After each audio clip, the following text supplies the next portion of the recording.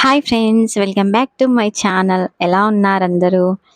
ఈరోజు మా అమ్మ చిన్న చేపల పులుసు పెడుతుంది, నాకు నేర్పిస్తుంది. మా అమ్మమ్మ వాళ్ళ కాలం నాటి కర్రీ ఇది.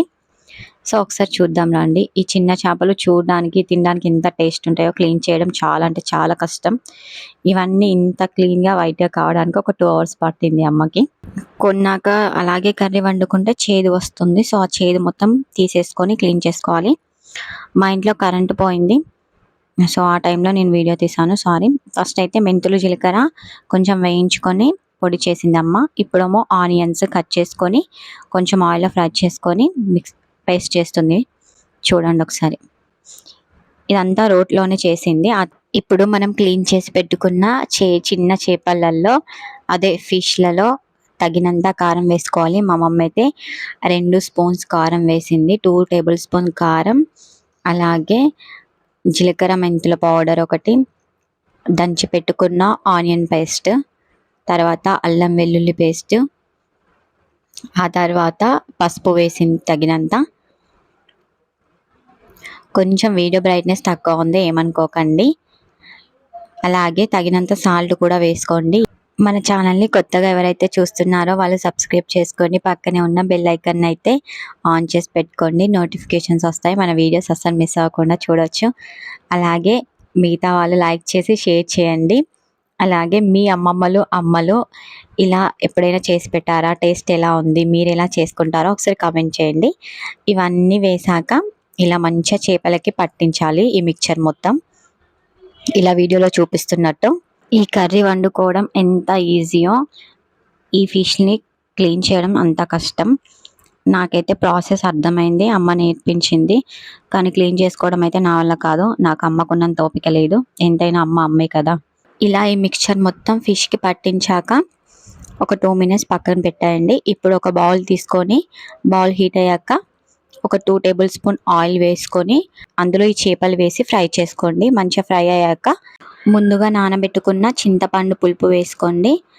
చింతపండు పులుపు వేసాక లో ఫ్లేమ్ టు మీడియం ఫ్లేమ్లో మంచిగా ఉడికించాలి వీటిని.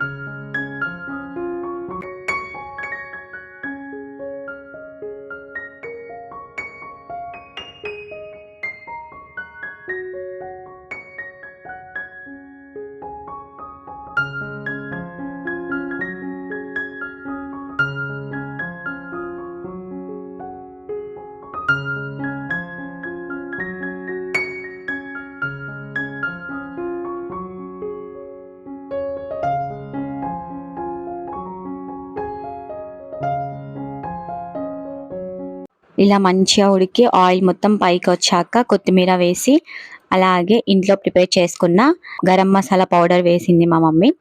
సూపర్ స్మెల్ వస్తుంది, అలాగే టేస్ట్ కూడా అదిరిపోయింది. చాలా సింపుల్గా టేస్టీ చేపల పులుసు రెడీ. మీకు కూడా నచ్చిందా? నచ్చితే ఒక లైక్ చేసి కామెంట్ చేయండి.